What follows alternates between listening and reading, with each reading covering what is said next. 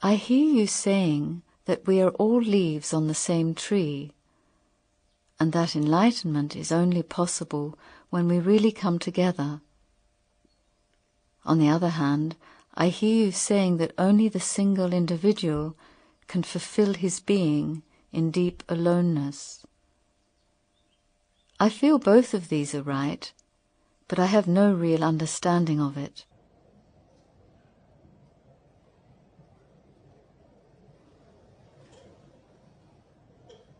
They both are right,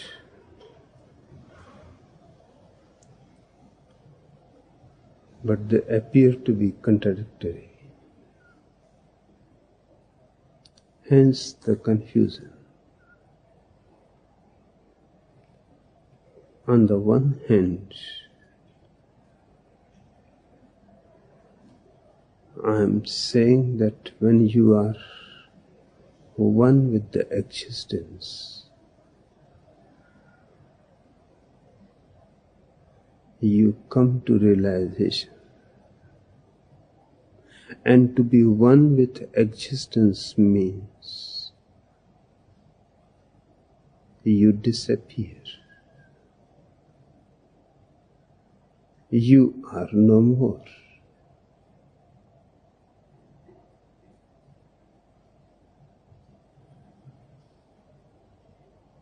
And on the other hand, I am telling you to be yourself,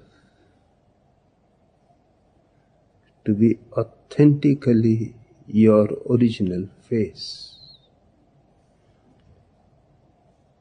Only then you can experience realization.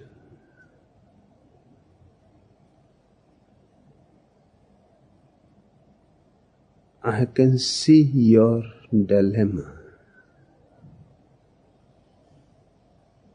You feel that they both are right.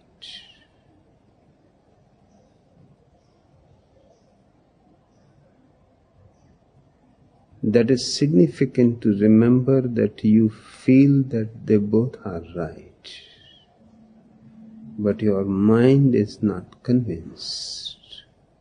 Your thinking is not convinced. Your thinking creates questions, how they can both be right.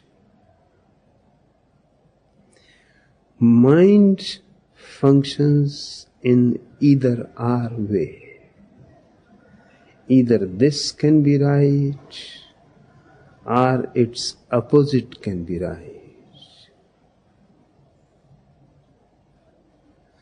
Both together cannot be right as far as mind, its logic, its rationality is concerned.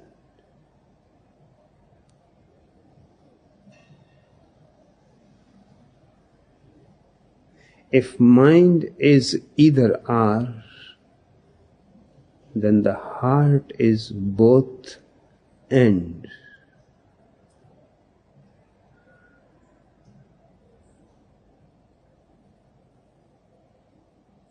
The heart has no logic, but a sensitivity, a perceptivity. It can see that they both can not only be together, in fact, they are not two. It is just one phenomenon seen from two different aspects. And there is much more than the two. That's why I say both and.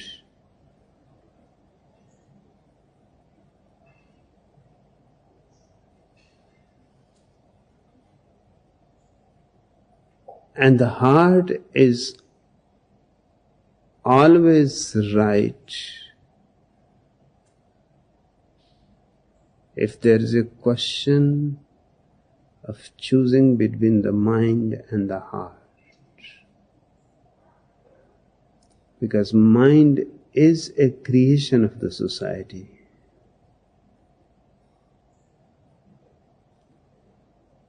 It has been educated.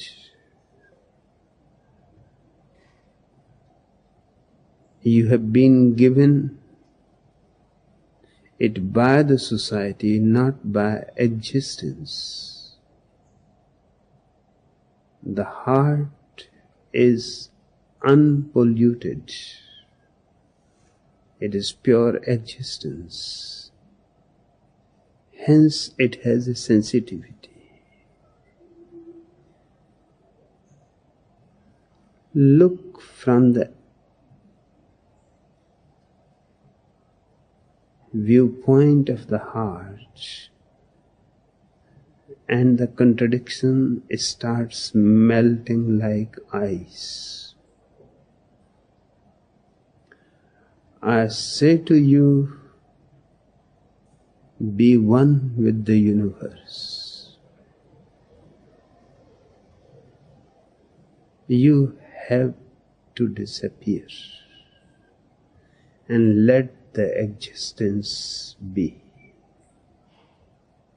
You just have to be absent so that the existence can be present in its totality.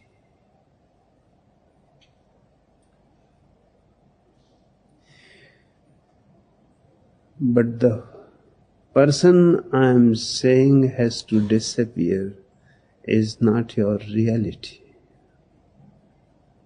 It is only your personality.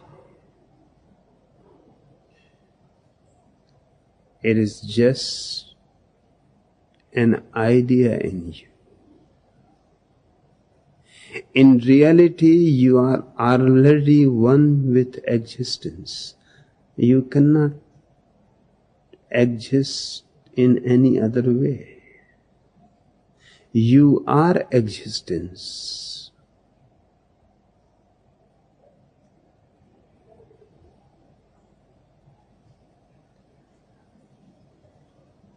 But the personality creates a deception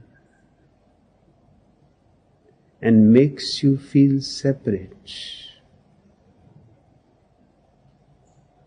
You can assume yourself to be separate. Existence gives you total freedom.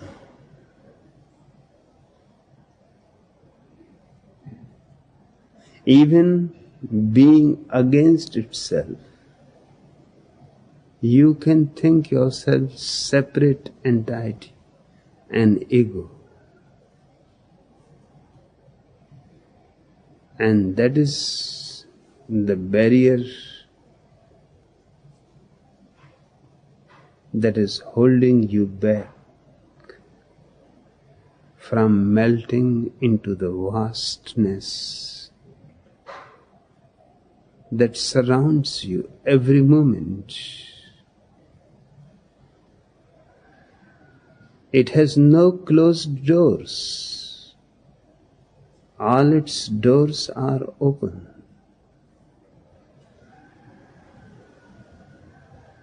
Sometimes you do feel a certain door open, but only for a fragment of a moment.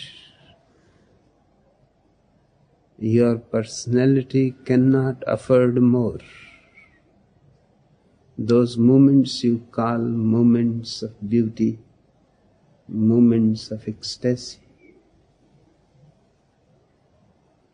Looking at a sunset, just for a second, you forget your separateness. You are the sunset.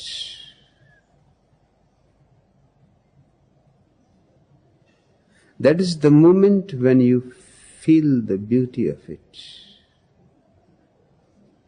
But the moment you say that it is a beautiful sunset,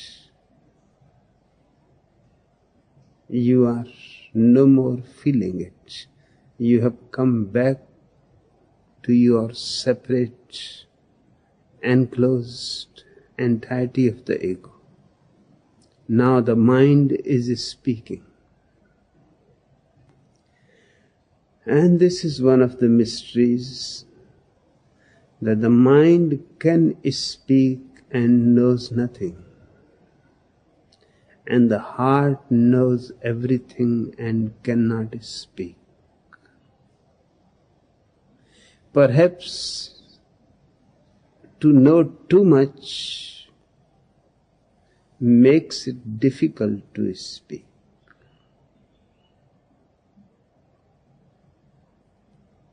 The mind knows so little, it is possible for it to speak.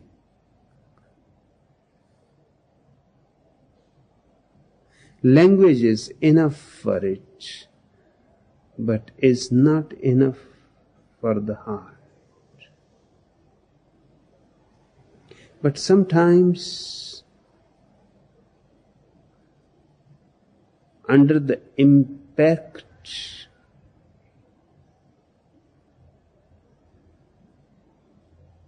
of a certain moment, a starry night, a sunrise, a beautiful flower, and just for a moment you forget that you are separate. And even forgetting it releases tremendous beauty and ecstasy.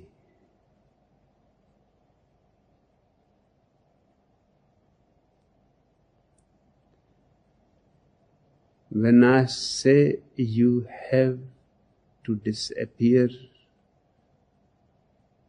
for the realization of the ultimate, I do not mean you.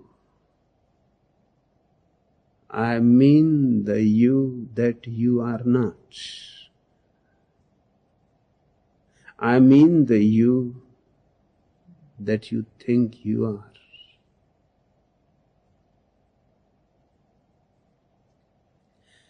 And the second statement, that only feeling one with existence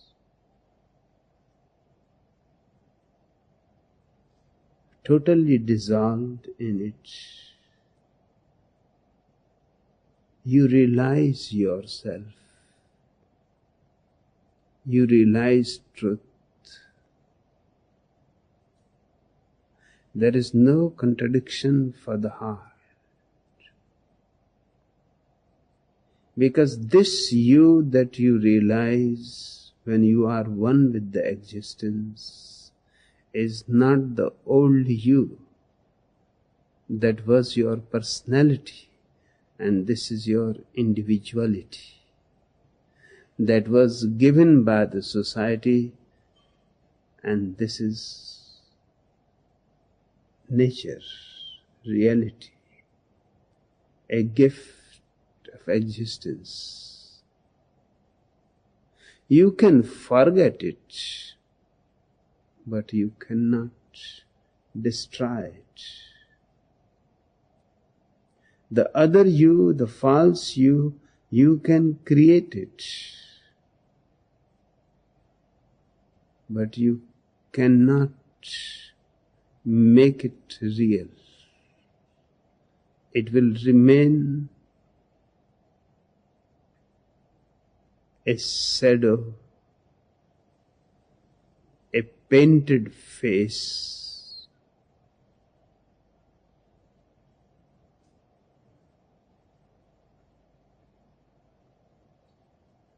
It will never become your original face.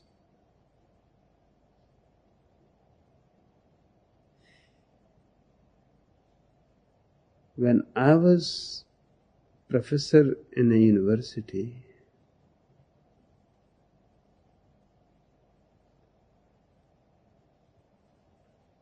in the professor's campus, there used to be a small street.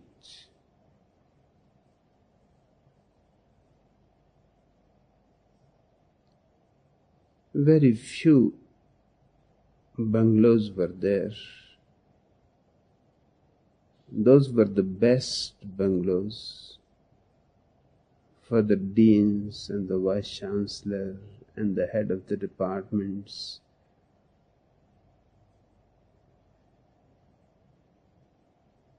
So very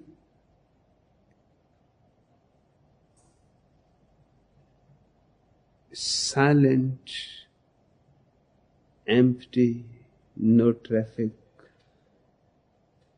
and it was not long. It used to go just half a mile, and then there was an end, dead end, and a deep valley. Whenever there was rains, I loved to walk in the rains. The last house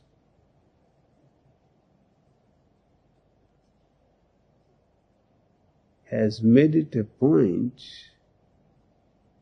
because they saw it happening again and again, that whenever it rains, I certainly appear on the street, and that was the last house. Then the valley was there. They thought me, I must be mad, without umbrella, soaking with water, with a beard, long hairs, and walking so slowly and at ease,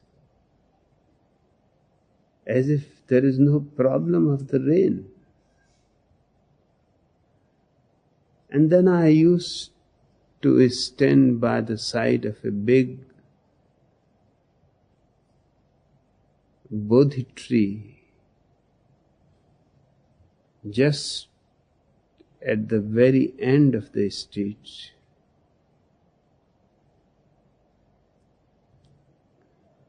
The Bodhi tree has many beauties. One of the beauties is that its leaves are such that when it is raining, you can stand underneath it and save yourself from the rains. The leaves prevent the water to reach to you.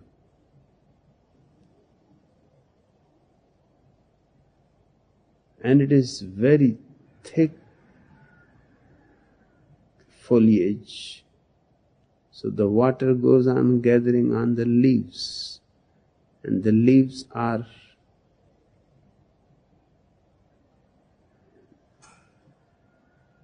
like cups, so they hold much.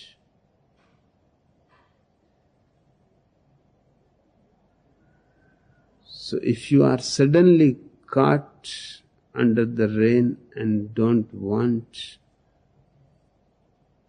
to spoil your clothes,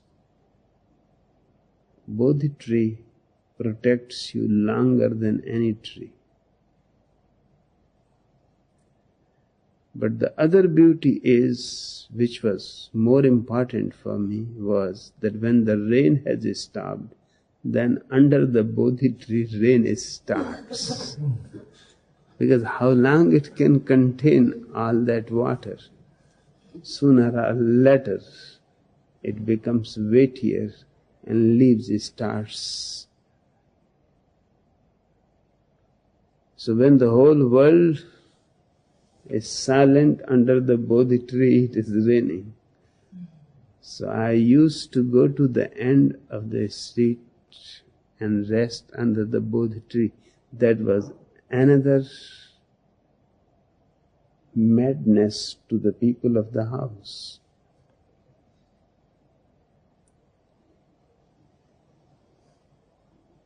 Just for only in the beginning few minutes of rain, the Bodhi tree can protect you. After that is dangerous, the most dangerous. The rain has stopped, but it will not stop under the Bodhi tree at least for 1 hour.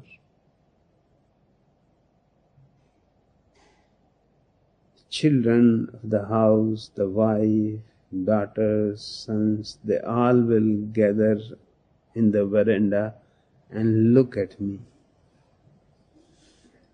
And it became an absolute thing to them that these both things happen together, rain and my coming to their house.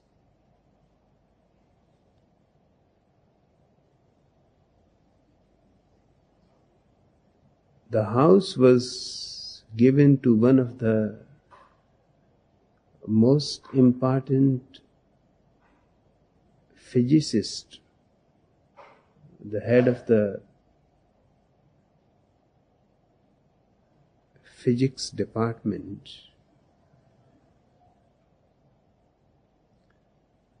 And he was very much interested in me.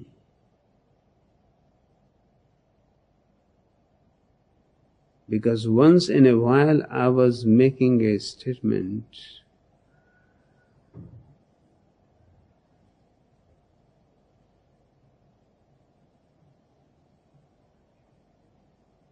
which was bringing physics and mysticism closer than ever.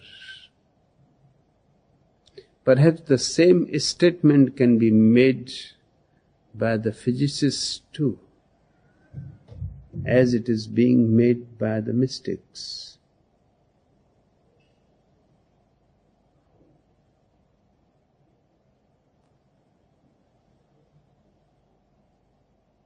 He was a very humble man. He has been teaching all over the world in different universities.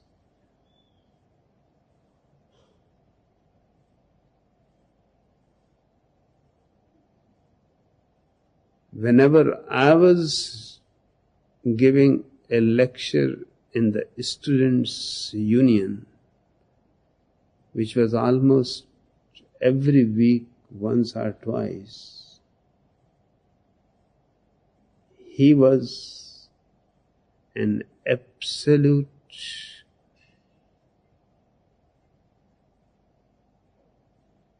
audience. He will come certainly. Many other professors used to come, but he was the most regular. And we became friends. He was very old. He had worked with Albert Einstein. And after Albert Einstein's death, he came to America in his place, because he was his closest colleague, and nobody could have taken that place except him.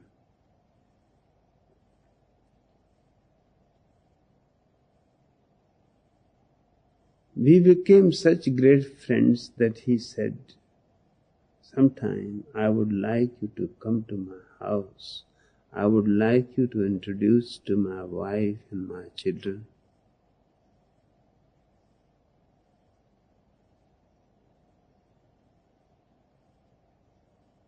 I had no idea that those are the people who know me already and I know them already. When I reached their house, they all started giggling And he was very angry. He said, I have brought a friend, accepted that he is very young and I am very old, and the friendship looks strange. But our conceptions towards reality are very close. And you should not behave like this. You have never behaved. But the wife said, you don't know this man. And I said to him that she is right. We are well acquainted for almost 2 years. He said, what? You are acquainted with my wife and children? I said, not actually, but a sort of acquaintance is there. And then I told him that I have come here on this street when it is raining.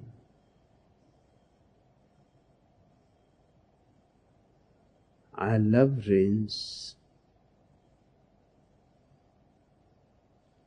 And these people love to see me a madman, and don't think that they are unmannerly, that you are introducing me and they are laughing and giggling. Even your wife cannot contain herself.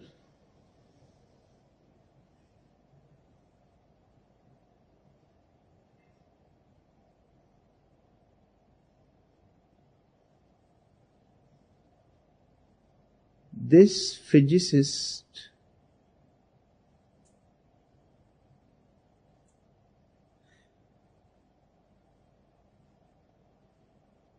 had met some sannyasin in America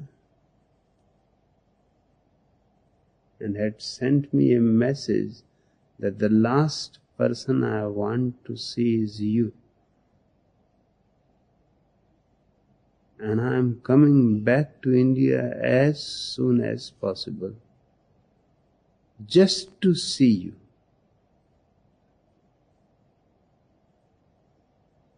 And the reason is that I feel you are perfectly right, that the way of the heart of seeing things is far more closer to reality than the way of the mind.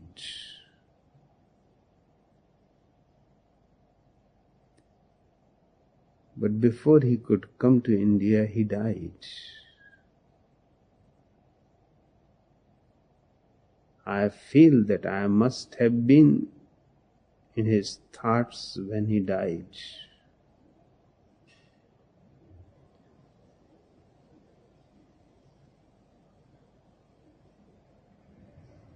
We are one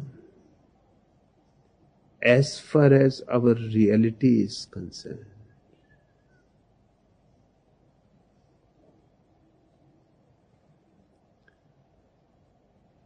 We look separate as far as our fabricated egos are concerned.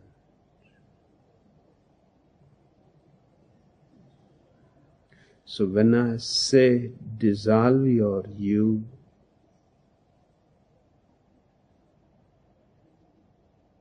I mean your own creation, or the creation of the society in you.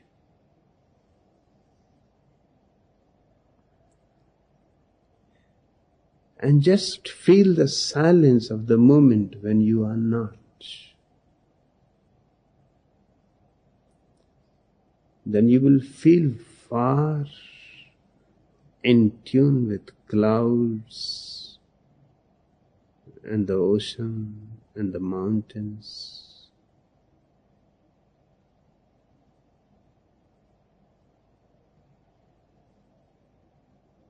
The day you drop it completely is the greatest day in your life.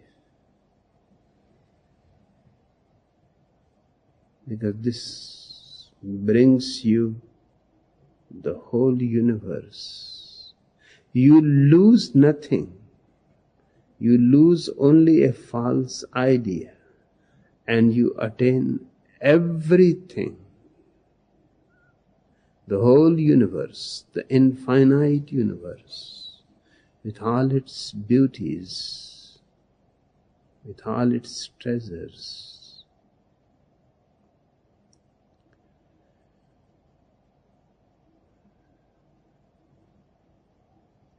But before you can drop the false I, you have to find your real I.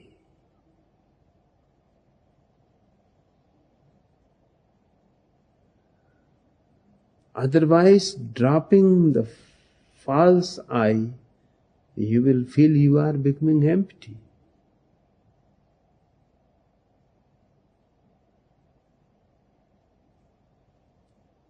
That's why I say become an individual.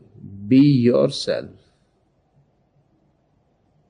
That simply means that feeling your reality, you will be without any trouble capable of dropping the false. In fact, the false will drop itself. As the real comes in, the false goes out. And the real is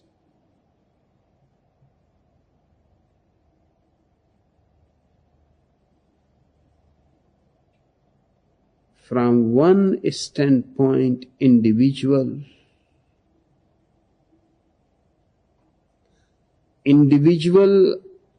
against personality. The personality was just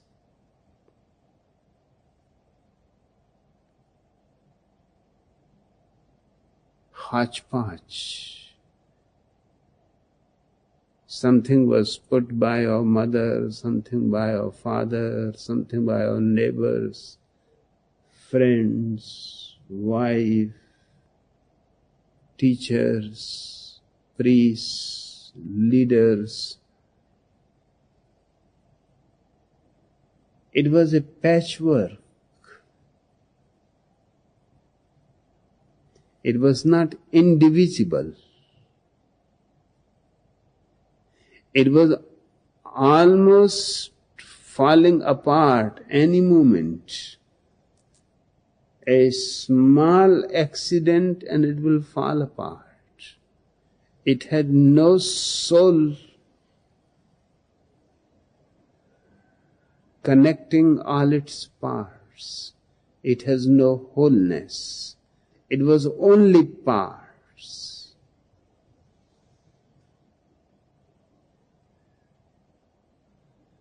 Against personality, I use the word individuality in the meaning of indivisibility. Individual means indivisible. You cannot divide it. There are no parts. It cannot fall apart. It is solid rock. It is one piece. Seen in comparison with personality. But that is only one aspect. Seen from the universal, you are no more individual either. Even that much demarcation disappears. You are the whole.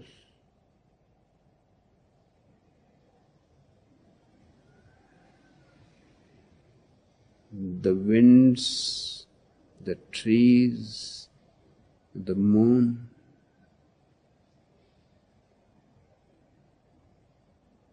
are not separated anywhere. Neither you are.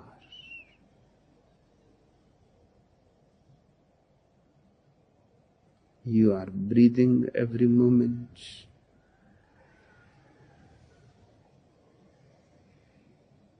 Existence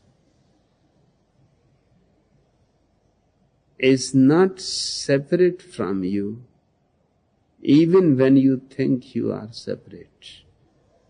And when you know that you are not separate, it is a tremendous realization. Then all fear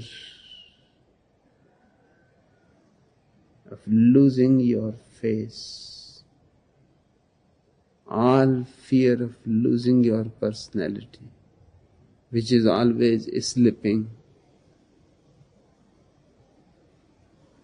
disappears. You have come to the origins. You have come to the eternal, to the universal.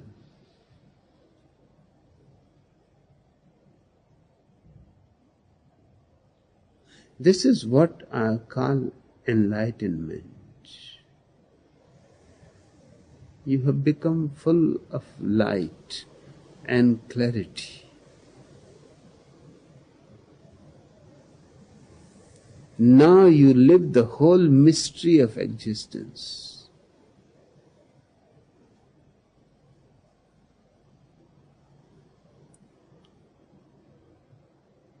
Seeing a rose flower, you become it. You don't see it from outside. You feel it from its innermost being. Its petals are yours. Its perfume is yours.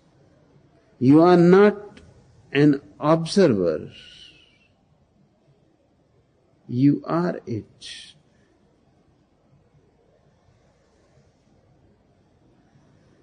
Krishnamurti used to say again and again,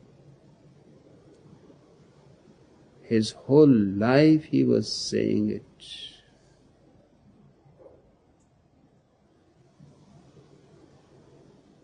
But I don't think the people who were listening were really listening him. This is his most repeated observation, that the observed becomes the observer, or the observer becomes the observed.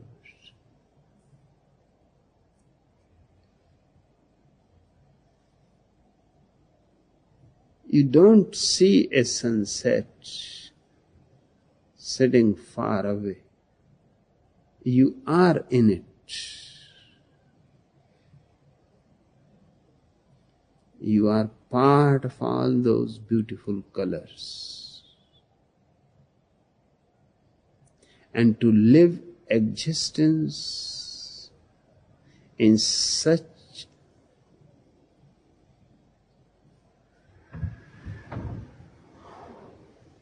deep empathy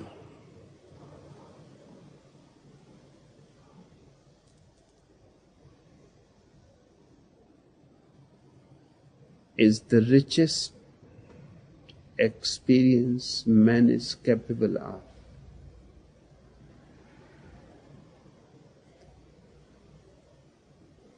Trust your feeling.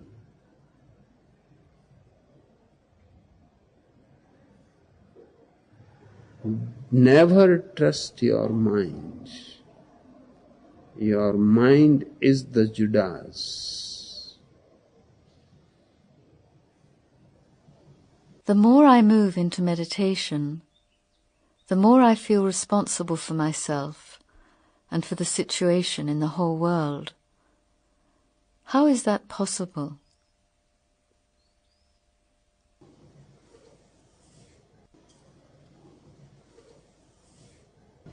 It is the same thing. It is the same question.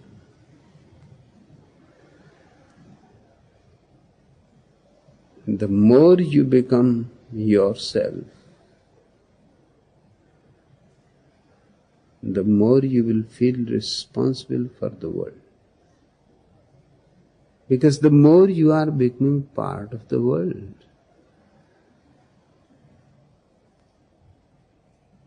You are not separate from it. Your being authentically yourself means a tremendous responsibility. But it is not a burden. It is a rejoicing that you can do something for existence. Existence has done so much for you. There is no way to pay it back.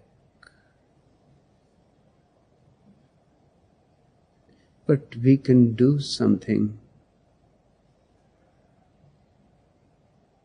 It will be very small compared to what existence has done to us. But it will show our gratitude. It is not a question whether it is big or small. The question is that it is our prayer, our gratitude, and our totality is involved in it. Yes, it will happen. The more you will become yourself, you will start feeling responsibilities which you had never felt before.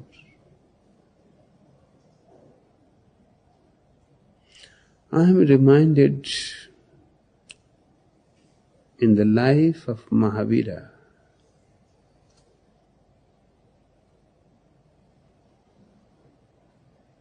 the most important Jaina philosopher.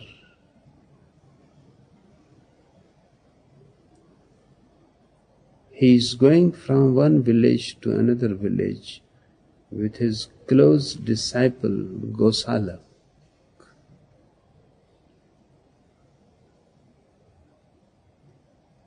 And this is the question they are discussing.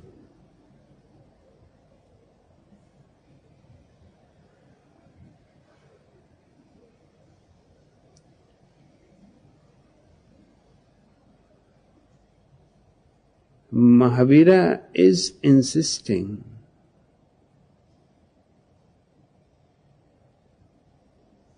that your responsibility towards existence shows how much you have attained your authentic reality. We cannot see your authentic reality, but we can see your responsibility.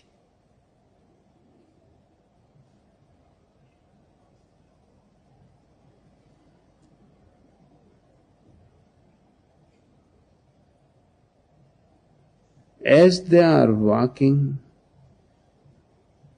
they come across a small plant, and Gosalak is a logician. He pulls the plant and throws it away. It was a small plant. with small roots. Mahavira said, this is irresponsibility.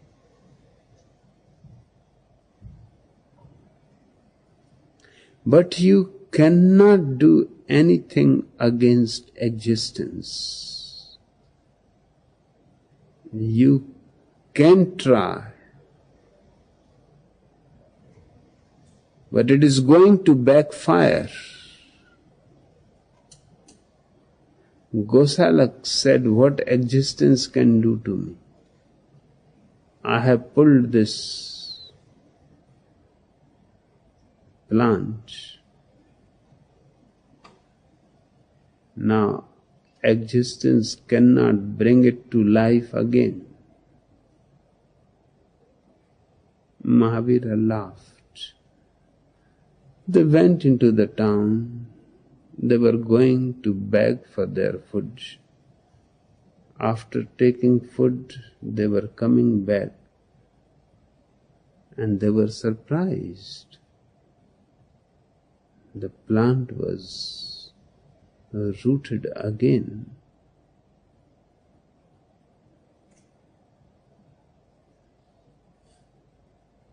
While they were in the town,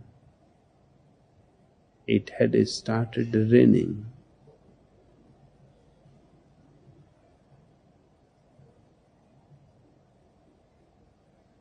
And the roots of the plant, finding the support of the rain, went back into the soil. They were small roots. It was windy, and the wind helped the plant to stand up again.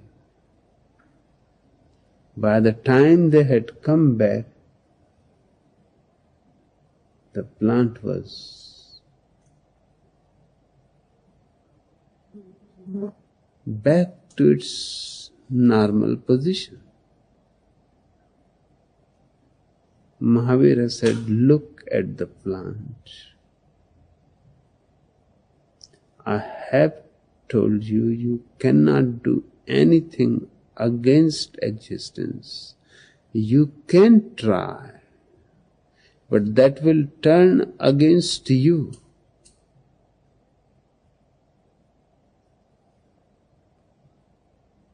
Because that will go on separating you from existence.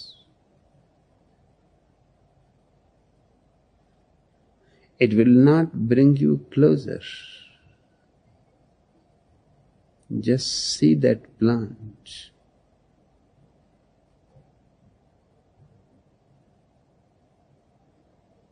Nobody could have imagined that this will happen, that the rain and the wind together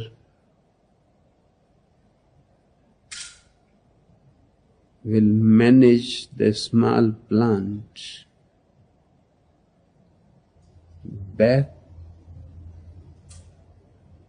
rooted into the earth. It is going to live its life. It seems to us a small plant, but it is part of a vast universe, a vast existence of the greatest power there is.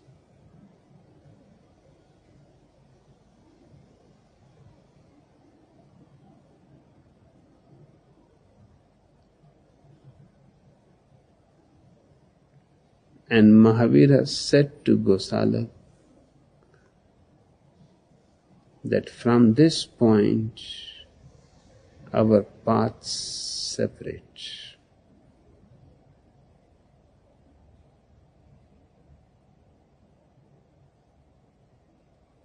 I cannot allow a man to live with me who is against existence and feels no responsibility.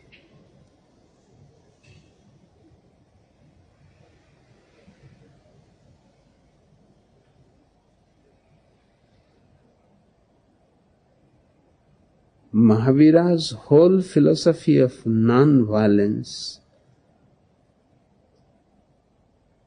can be better expressed as the philosophy of reverence for existence. Non-violence is simply a part of it.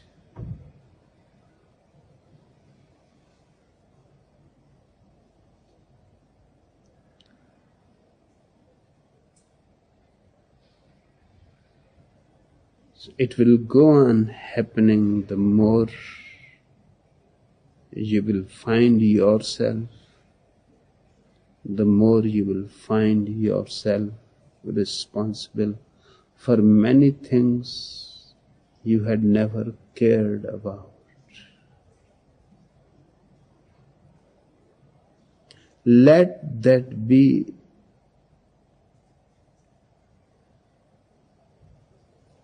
a criteria.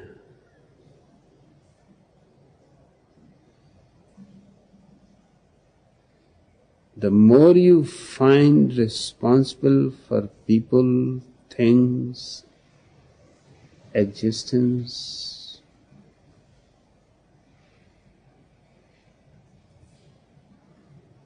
the more you can be at ease that you are on the right track.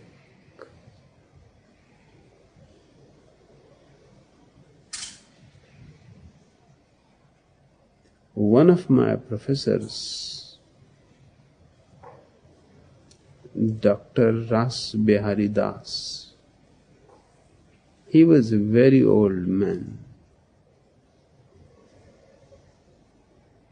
has lived his life alone because he was so contented and so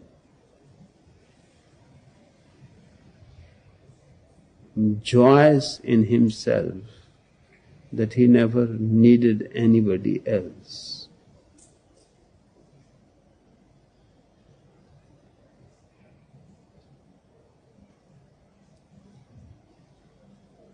He was the head of the department, so he had a big bungalow, living alone in it.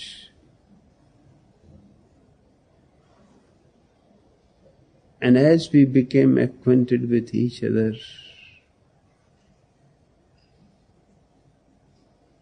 he became very loving towards me like a father. And he said that there is no need for you to live in the hostel. You can come and live with me. I have lived all alone in my life.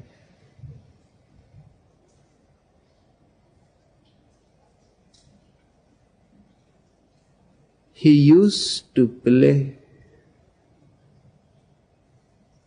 sitar.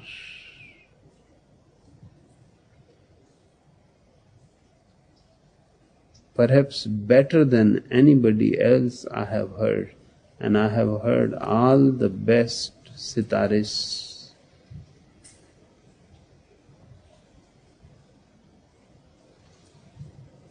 But he never played it to entertain people. He just played out of his joy. And his timing was such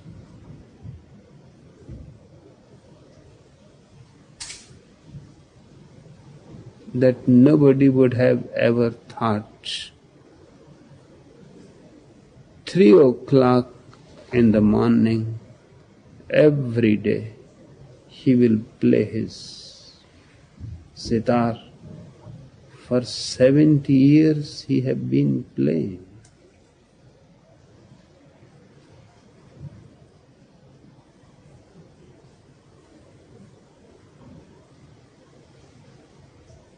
And the difficulty arose the first day.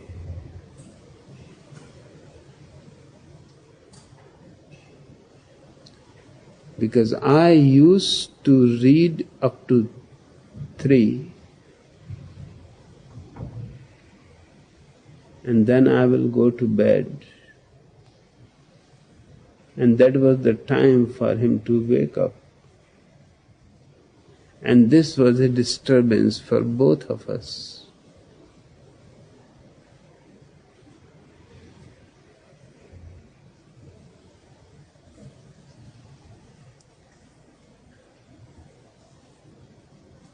Because I love to read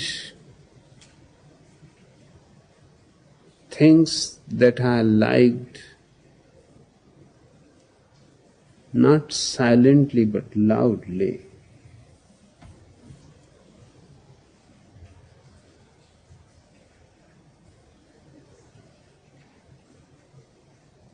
When you are just reading by your eyes, there is only a partial connection. But when you read poetry loudly, you are involved in it. For a moment you become the poet. You forget it is somebody else's poetry. It starts becoming part of your blood and bones and marrow. Naturally, it was difficult for him to sleep. And when I will go to sleep at 3, it was difficult for me to sleep just by my side. In the next room, he was playing his electric instruments, guitar, sitar, and other instruments.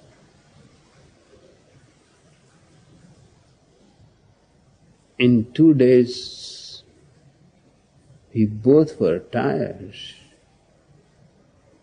He said to me that you live in this house, I am leaving. I said, you need not leave, and where you will go? I have at least a place in the hostel.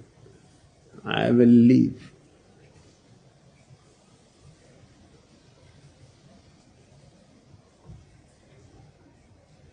But he said, I cannot say to you to leave. I love you. I love your presence here.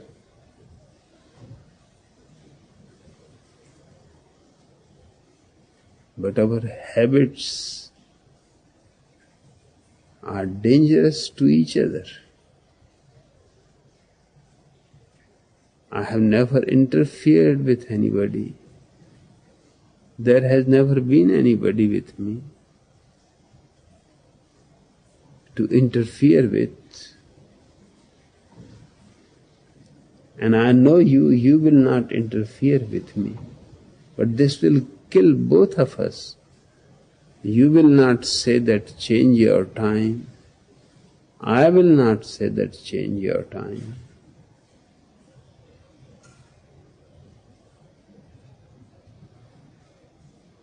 I cannot say that you should leave the house. That's why I said that I am leaving. You live in the house.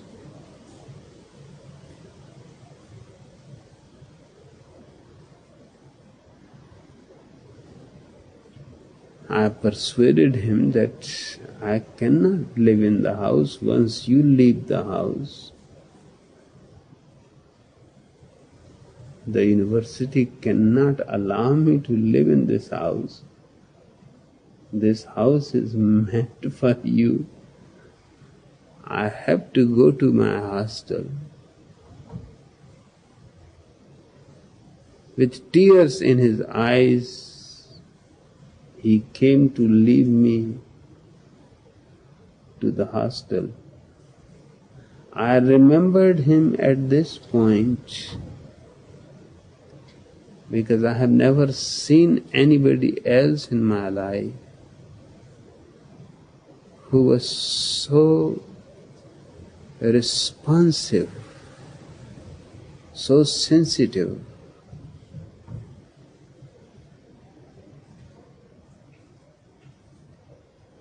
Even if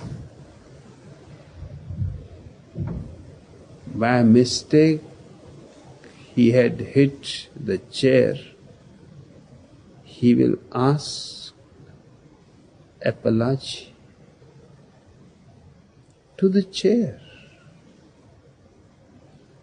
I told him, Dr. Das, this is going too far.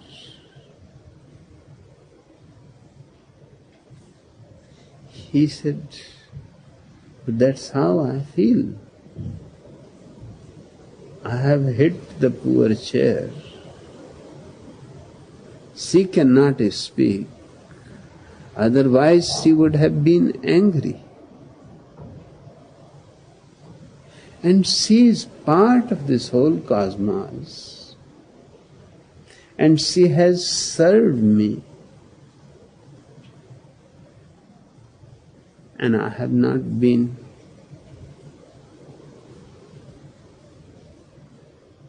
friendly towards her. I have hit her. I have to ask apology.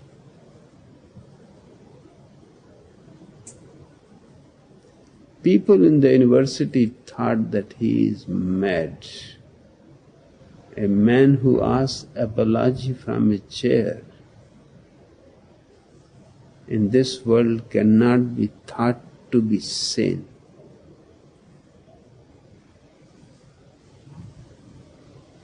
I have watched him closely.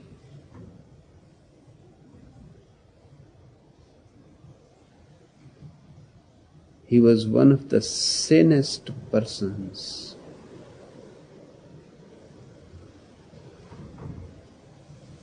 But his responsibility was tremendous. He could not say to me, it was his house.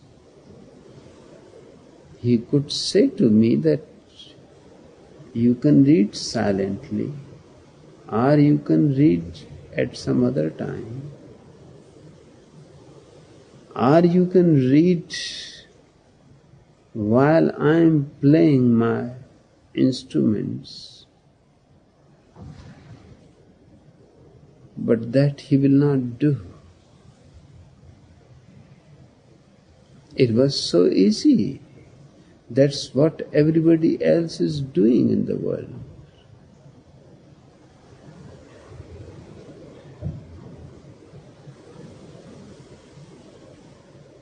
But his sensitivity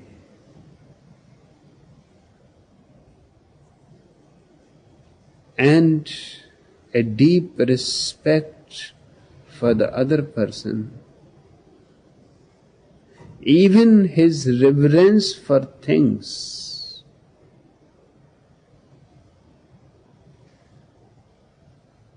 was impeccable.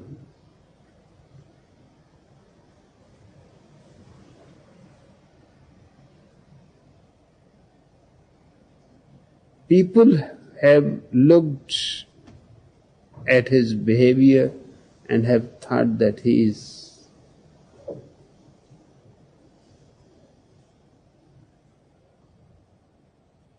not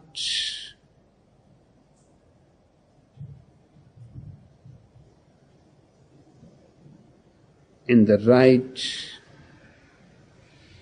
state of mind.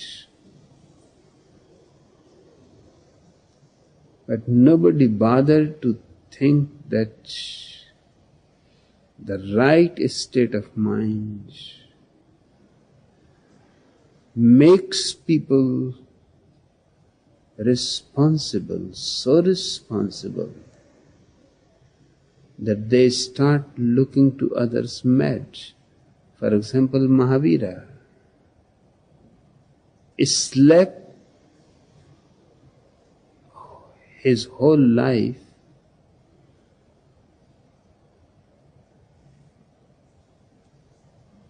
only on one side. He will not change his side in the night.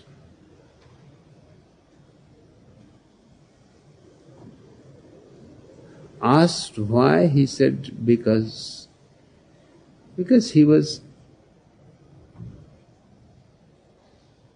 living naked, having nothing, lying down on the bare floor. If he changes his sides, some ants, some small insects may be crushed by his turning the side, and he will not do such a thing.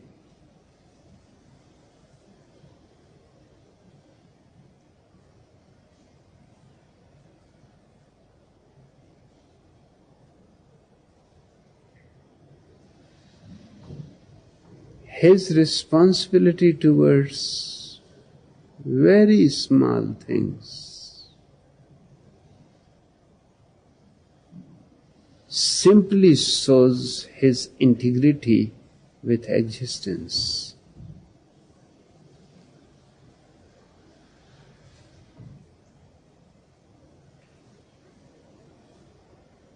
His way of begging will explain to you what I mean. Nowhere else in the world anybody has done such a thing. So much trust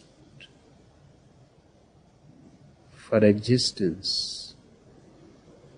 In the morning, after his meditations, he will visualize that in what condition he is going to accept today's food. And sometimes it happened that 30 days will pass and he will not be able to receive food, because what he has visualized, a particular condition, was not fulfilled. Strange things, for example, he thinks that he will accept food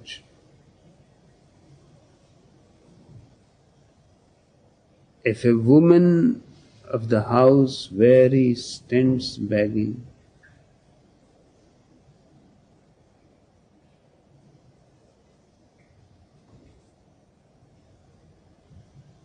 comes out of the house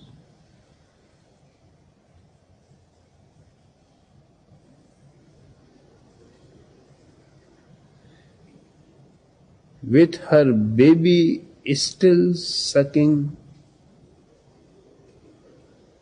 milk from her breasts, then only he will accept food from that woman. Otherwise, that day is gone. Then next day, he will try again. His people persistently said to him that this is strange. There have been great ascetics. You can fast as much as you want. That is another thing. He said, this is not a question of fasting. I am leaving it to existence, and I am making a condition so that I can know that existence wants me to eat today or not. It is between me and existence. If the condition is not fulfilled, that simply means existence wants me to fast. It is not my fast. It is simply that existence does not want me to eat today. And the wisdom of the whole is bigger.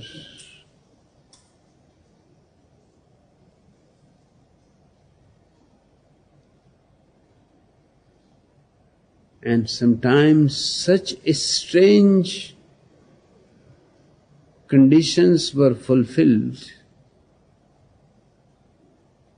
that nobody could have imagined that it is possible. For example, one of the conditions was fulfilled after 13 days remaining hungry, fasting. He continued unless that condition is fulfilled. He will not change the condition. He will change only when it is fulfilled. Then the second condition he will put. The condition was that a princess, no ordinary woman, but a great princess,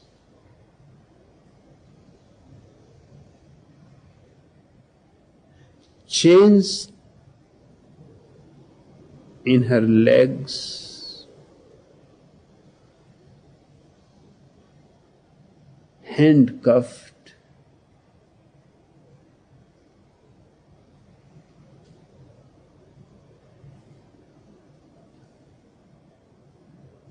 if she offers food to him, he will accept. Now, this is asking something absurd. In the first place, if she is a princess, why she should be handcuffed, chains in her feet? And if she is handcuffed and chains in her feet, she will be in jail. She may be a princess, but she will not be able to offer food. But it happened that one of the kings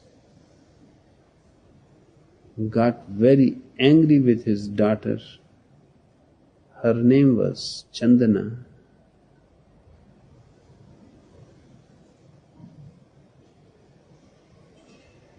And out of anger he ordered that she should be handcuffed and chained for 24 hours. She was not put in jail.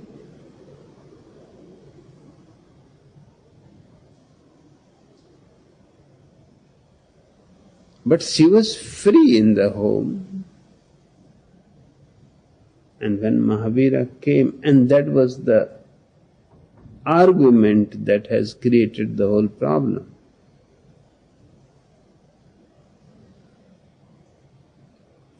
She wanted to offer food to Mahavira.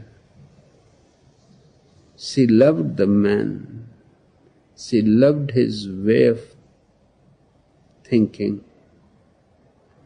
And his father was absolutely against.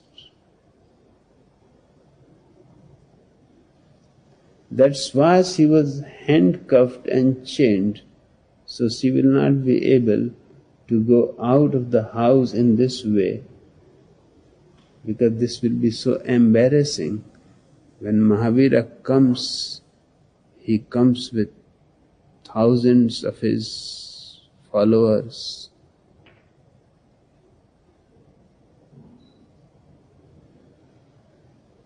But she went out with the food.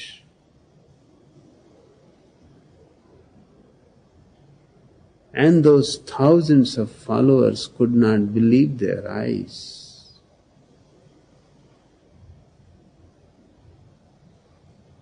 Because that very day, after 13 days, they had insisted, Mahavira, that we would like what is the condition. We are not going to tell anybody, we just want to see whether there is any meaning in your conditions. Is existence compassionate enough? Is existence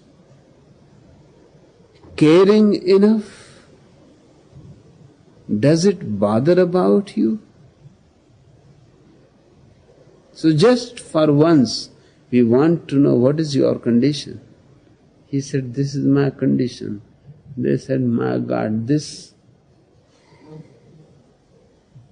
may never be fulfilled.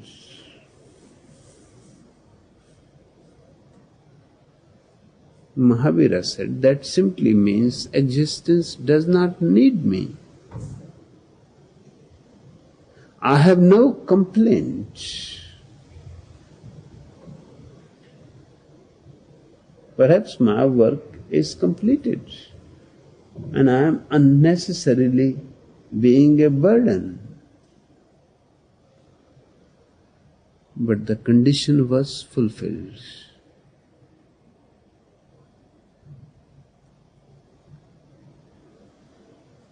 Such trust in existence, such unwavering trust is part when you start taking responsibilities. The more you feel responsible towards small things around you, existence goes on responding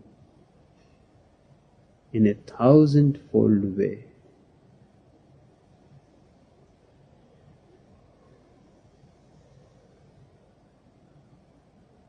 You are not a loser.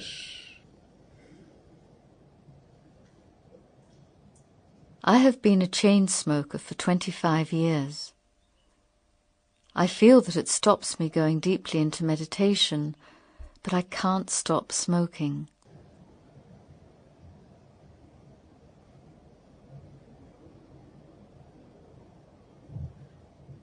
A meditator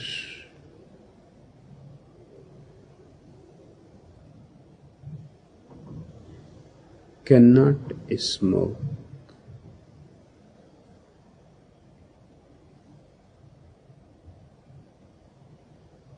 For the simple reason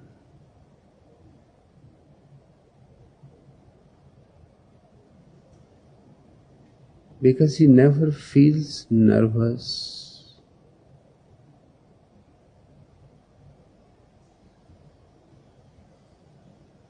in anxiety, in tension.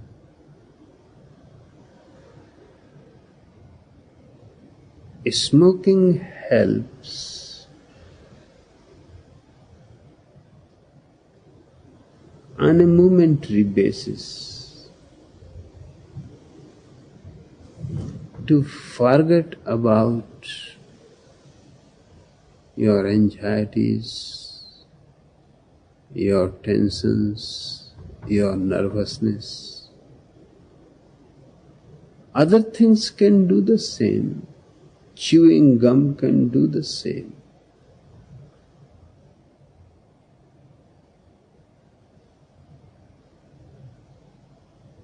But smoking does it the best.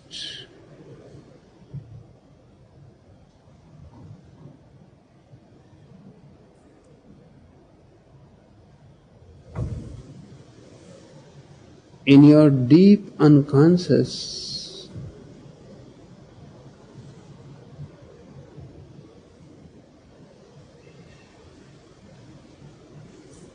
smoking is related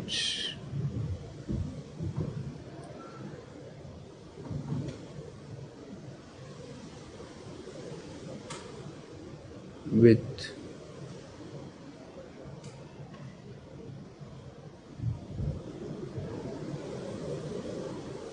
sucking milk from your mother's breast.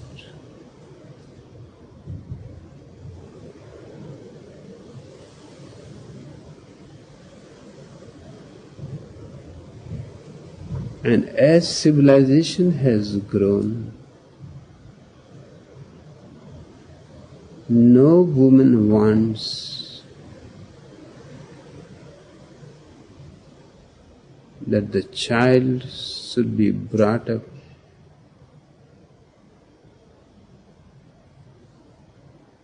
by breastfeeding. Naturally, he will destroy the breast. The breast will lose its roundness, its beauty.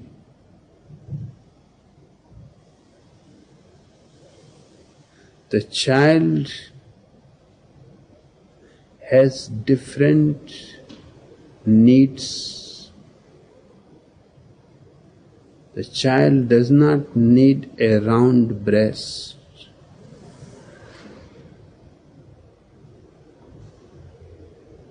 With a round breast, the child will die.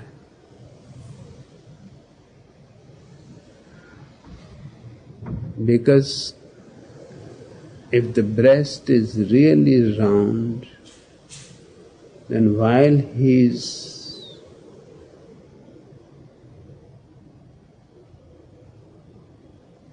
sulking the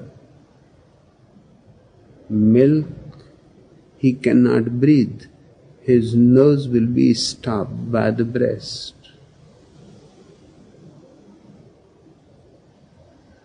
He will get suffocated. For the child's needs are different from a painter's need, from a poet's need, from a man of aesthetic sensibility.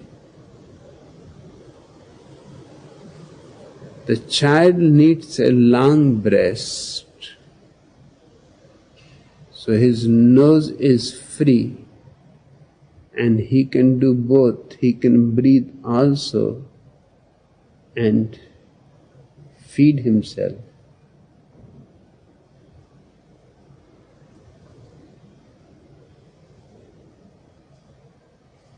So every child will try to make the breast according to his needs. And no woman wants the breast to be destroyed. It is part of her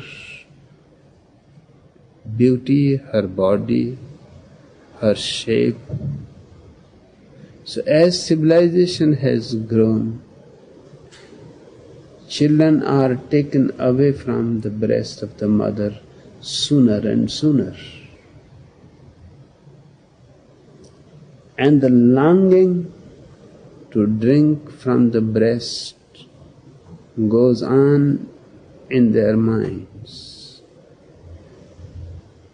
And whenever they are in some nervous state, in tension, in anxiety, the cigarette helps. It helps them to become a child again, relaxed in their mother's lap. The cigarette is very symbolic. It is just like the nipple of the mother.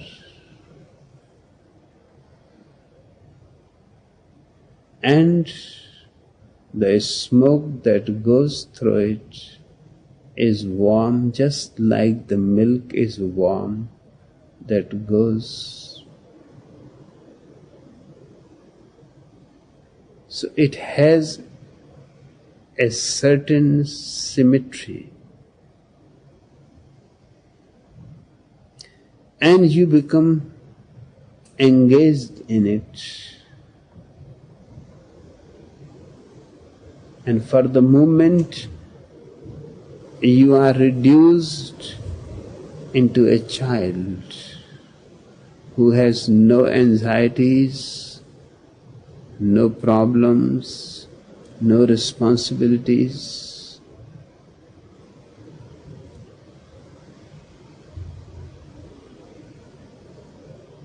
You say that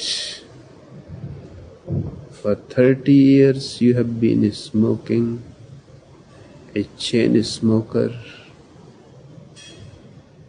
You want to stop it, but you cannot stop it.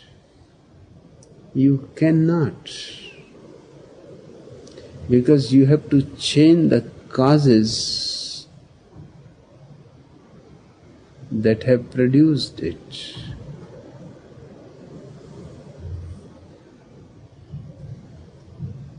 I have been successful with many of my sannyasis.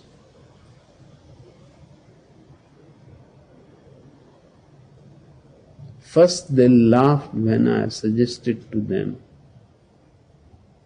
They could not believe that such a simple solution can help them. I said to them that don't try to stop smoking, but rather bring a milk bottle that is used for small children, and in the night when nobody is seeing you, under your blanket, enjoy the milk, warm milk. It is not going to do any harm, at least.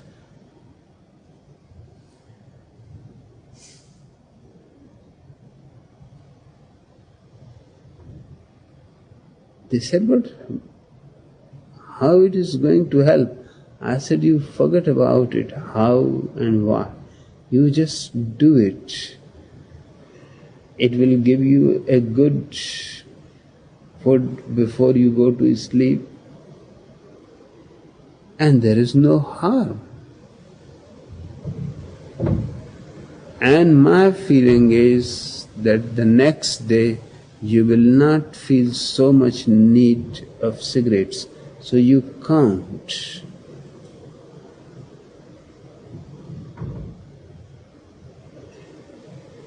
And they were surprised.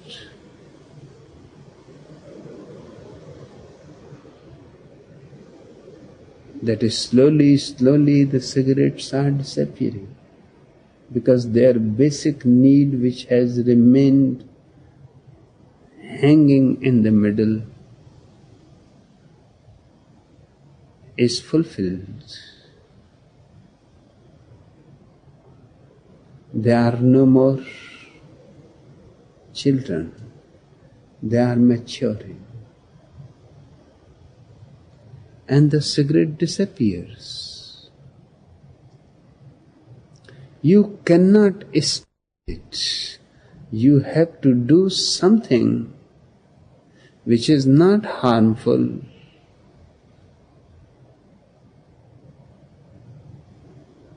which is healthier, as a substitute for the time being that you grow up and the cigarettes stop themselves.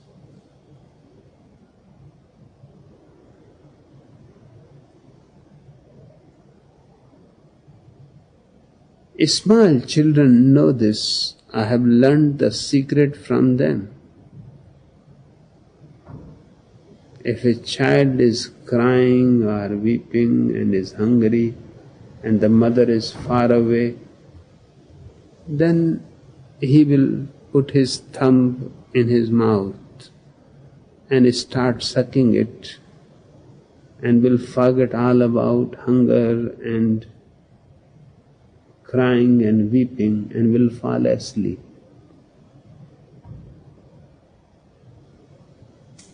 He has found a substitute, although that substitute is not going to give him food, but at least a sense that something similar is happening. It relaxes him.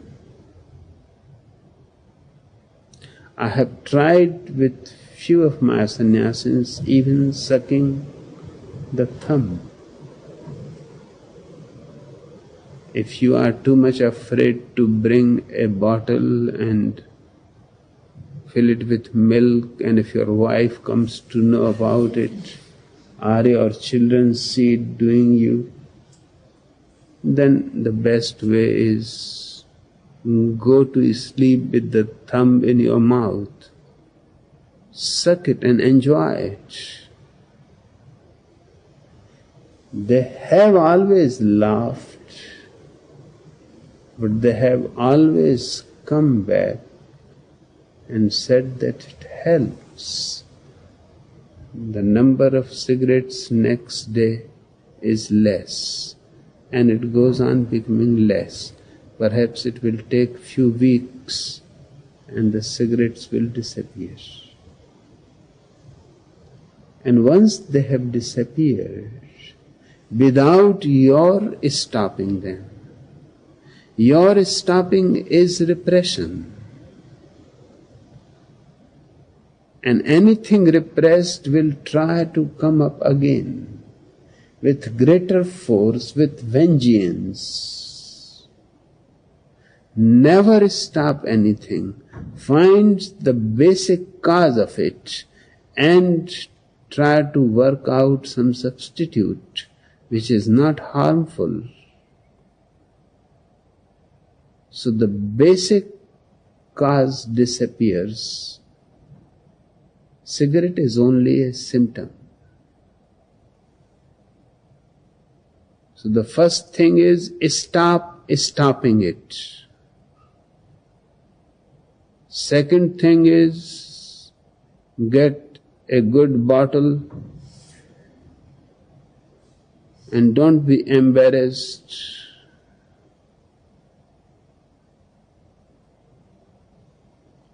If you are embarrassed, then use your own thumb. Your own thumb will not be that great, but it will help.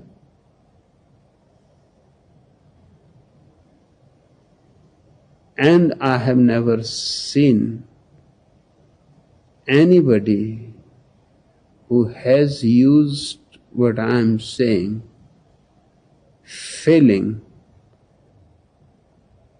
One day suddenly he cannot believe why he was unnecessarily destroying his health rather than having pure and clean air, smoking dirty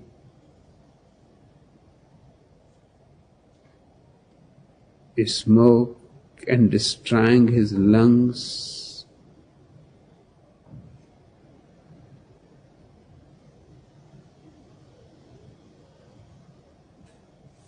And this is going to become a problem more and more.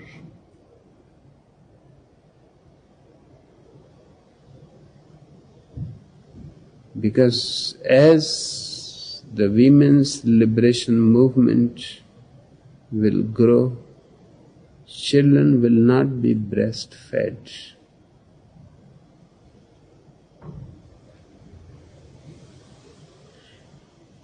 And I am not saying that they should be breastfed, but they should be given some substitute breast.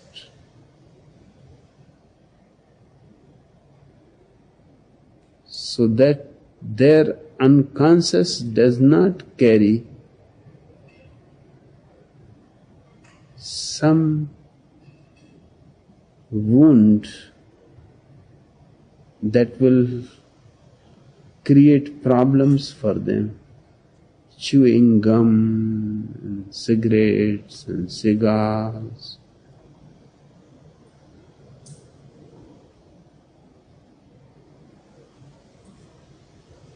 These are all symptoms.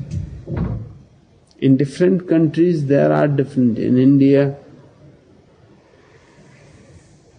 they go on chewing palm leaves.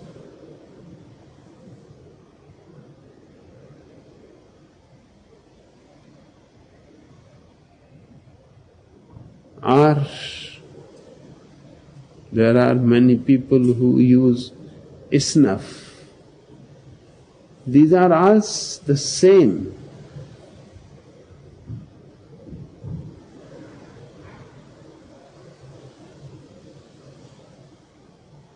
The snuff looks far away, but it is not that far away.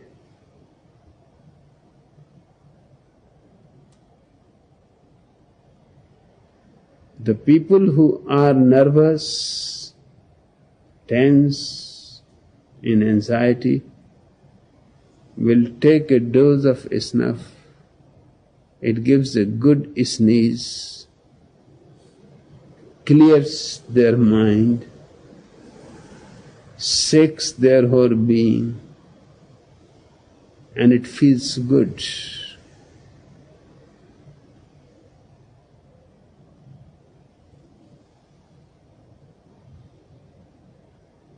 But those anxieties will come back.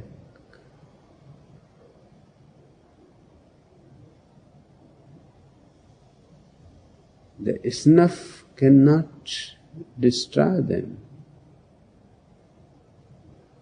You have to destroy the very base of your being nervous. Why you should be nervous? Many journalists have told me that with you one of the greatest difficulties is that we feel nervous.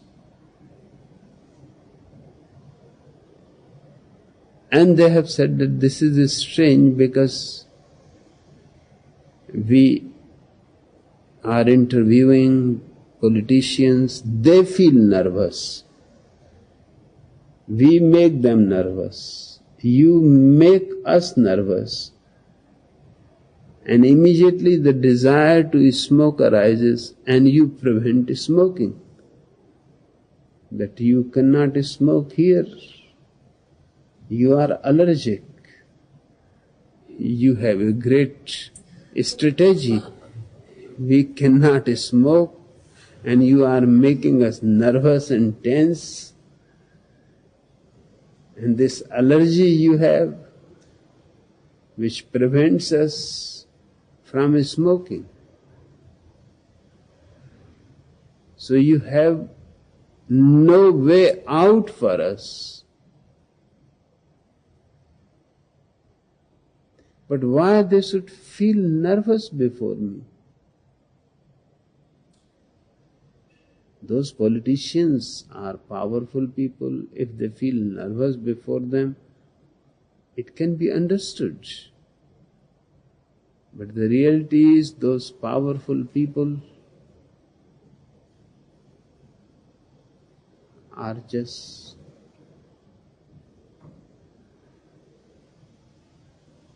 hollow inside.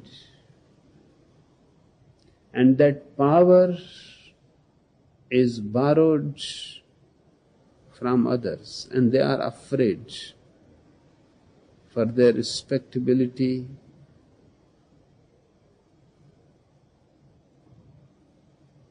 Each word they have to speak, they have to think twice.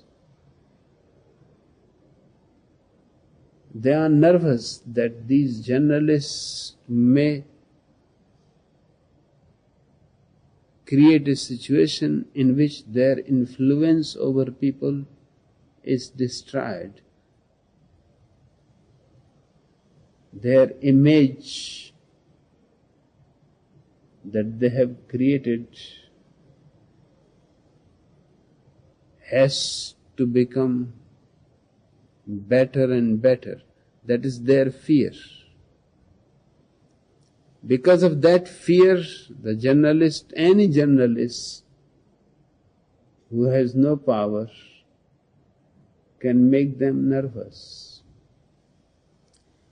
To me, there is no problem. I have no desire for respectability.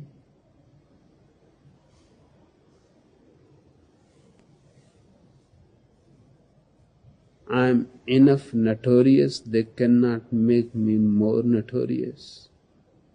I have done everything that could have made me nervous. I have managed already.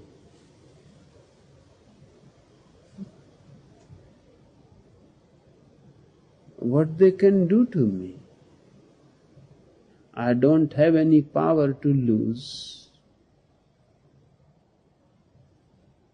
And I can say anything that I want because I am not worried about being contradictory, inconsistent.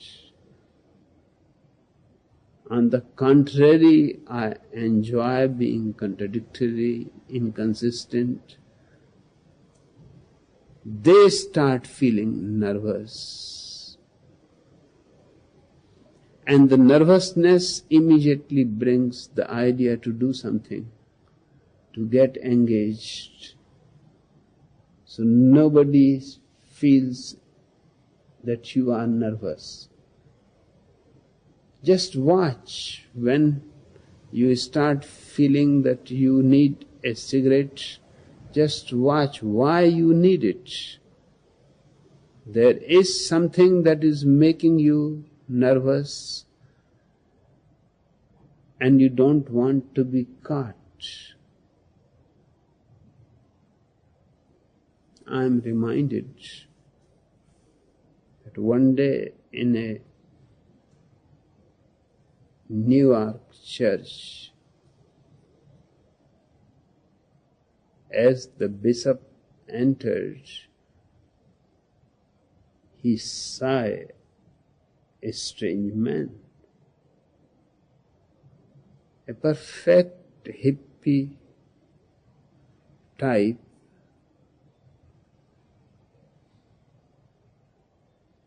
but he made him nervous because that man looked into his eyes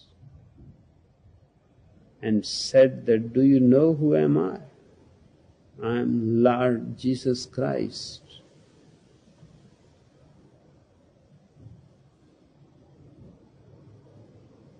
He phoned Rome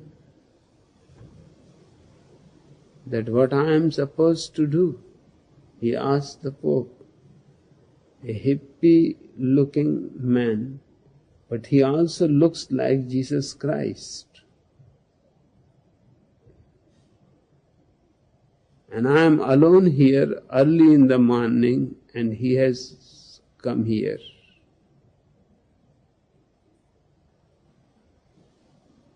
I have never been told that what we have to do when Jesus Christ comes. So I want instructions clearly, so I don't commit any mistake. The Pope was himself nervous. He said, "Oh, do only one thing, look busy."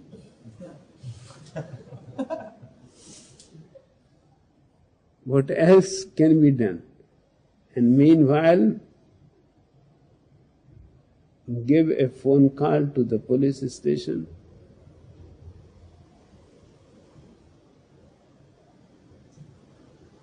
And look busy so that man cannot see your nervousness.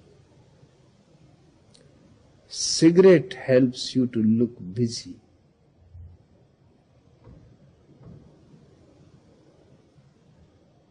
Your nervousness is covered by it.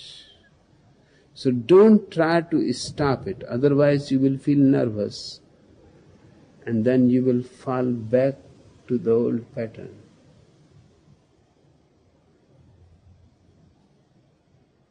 The desire is there because something is left incomplete in you. Complete it.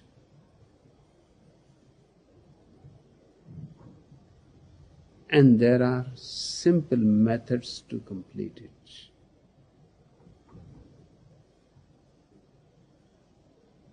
Just a baby milk bottle will do.